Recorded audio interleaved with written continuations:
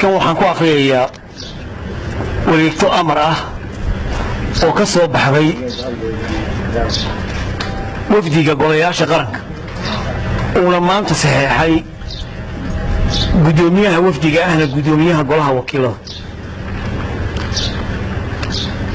wareegtadani waxay ku socotaa si toos ugu socotaa guddiga nabadgelyada gobolka. waxay kale oo ku socotaa dhammaan dadweynaha gobolka Sool. ujeedadu hubka gaadiidka iyo shirarka si loo adkeeyo nabadgelyada loona ilaaliyo ku dhaqanka sharciga annagoo tixgelinayna tala soo jeedintii waxgaradka gobolka Sool annagoo fulinayna waajibaadka shaqo ee wafdiga golayaasha qaranka ee gobolka Sool ku sugan. waxaan maanta oo ay taariikhdu tahay 23 May 2018 soo saaray amarada soo socda. kow, marka laga reebo ciidanka booliska oo keliya waxaa reeban ku siidashada iyo la dhexmarka hubka magaalada gudaheeda. laba, waxaa reeban in magaalada lagu dhex maro gaadiid aan lahayn taargada gaadiidka ee Jamhuuriyadda Soomaaliland. saddex, waxaa la mamnuucay qabashada shirarka iyo shir saxaafadeedyada aan ogolaansho ka haysan guddiga nabadgelyada gobolka Sool. afar, cid kasta oo ku tallaabsata falal kicin ah oo kullid ah nabadgelyada gobolka Sool waxaa loo qaadanayaa dambiile. shan, ciddii ku xadgudubta amarada ku qoran xubnaha 1, 2, 3 iyo 4 ee aan soo sheegay ee wareegtadan waxaa laga qaadayaa tallaabada sharci ee ku habboon.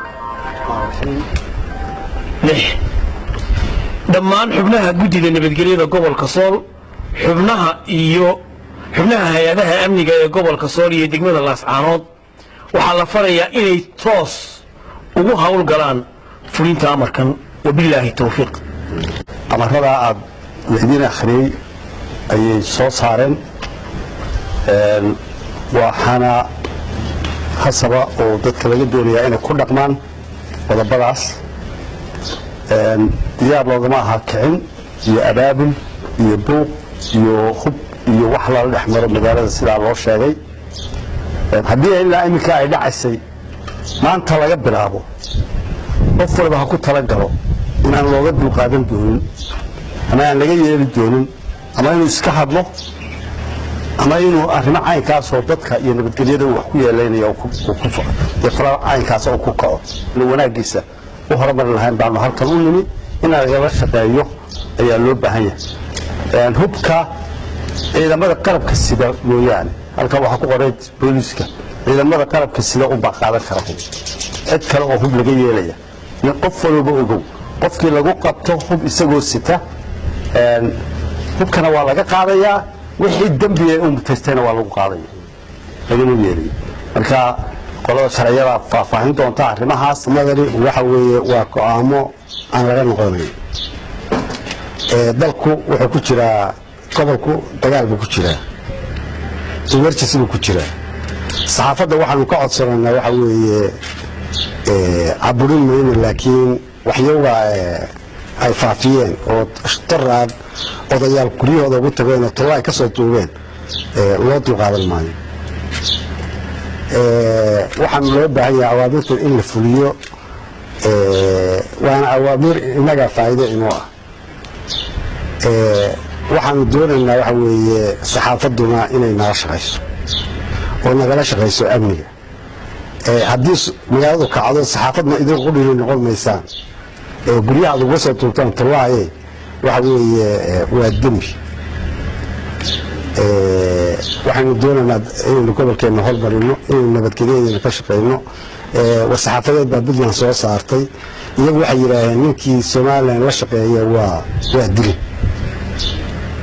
annagu dadkayga odhanayna waa dil laakiin waxaanu doonaynaa waxa weeye inaad nagala shaqaysaan nabadgelyada gobolka puntland deris baynu nahay rabadaan baa lagu jiraa iyagana waxaan ka waaninayaa waxa weeye waa rabadaan bisha rabadaan inay dadka dhiigooda ayan ku soo tegtegin awaamiirtan ay bixinayaan leeyahay ninkii la shaqeeya waa dil annagu idin dili mayno laakiin waxaanu idin weydiisanaynaa inaad la shaqaysaan gobolka amniga ka shaqaysaan waayo saxaafaddu dadkana waa kicin kartaa waana dejin kartaa marka saxaafadda waxaan ka codsanaynaa waxa weeye daraad way dhacday wixii daraad dhacay dib ugu noqon mayno laakiin maanta wixii laga bilaabo waxa weeye waxaan doonaynaa inaad nala shaqaysaan oo amniga annaga waxaan noo dareynaa amniga gobolka aynu ka wada shaqayno gobolkaad u wada dhalateen gobolkaad ka mid tihiin